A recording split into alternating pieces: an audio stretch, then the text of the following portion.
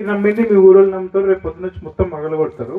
Basically బంగారం ఉంటుందా అని అంటే ఉండదు. ఎందుకు ఉండదో చెప్తాను. యూజువల్లీ నమ్మకం ఏంటంటే ఏదైనా టెంపుల్ కన్స్ట్రక్ట్ చేసినప్పుడు, లేదంటే మీరు ఏదైనా ఇల్లు కన్స్ట్రక్ట్ చేసినప్పుడు, లేదంటే ఏదైనా ఊరి బొడ్రాయిని ప్రతిష్టాపన చేసినప్పుడు నవధాన్యాలు పంచలోహాలు వేసి అన్ని యంత్రాలని సప్త ప్రాకార పరివేష్టితం ఎట్లయితే అన్ని రకాల యంత్రాలని ప్రతిష్ఠిస్తారో 21 రకాల యంత్రాలు ఉంటాయి.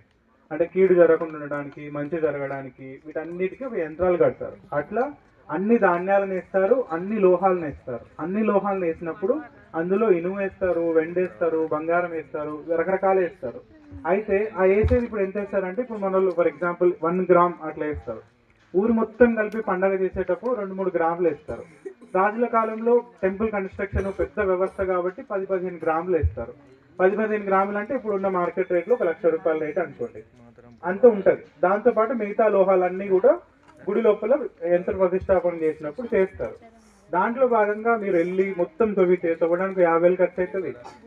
మళ్ళీ ఇదంతా మొత్తం చూసారు కదా, ఇదంతా నాశనం అవుతుంది. So you cannot value it కదా. లైక్ దానికోసం ఒక విగ్రహం పగల కొడితే ఆ వ్యక్తి కష్టాన్ని ఇదన్నీ చేసేది వేస్ట్ అవుతుంది కదా. ఇంకోటి లైక్ ప్రాబ్లీ 800 years అయింది, అది ఉంటుందో ఉండదో తెలియదు. లేదు ఉంటుందని నమ్ముతారు, బట్ ఉండదు. మీరు ఎవరికన్నా చెప్పేటప్పుడు కూడా అది ఉండదు అని మాత్రం చెప్పి చేయండి. అది ఉంటుందని నమ్మితే ఇక లేనిపోయిన తలనొప్పులు పంచాయతీలు అన్నీ ఉంటాయి. I just wanted to say that. And ఈ కార్యక్రమానికి ముఖ్య అతిథిగా విచ్చేసి మన ఉమ్మడి వరంగల్, ఉమ్మడి ఖమ్మం 2 జిల్లాల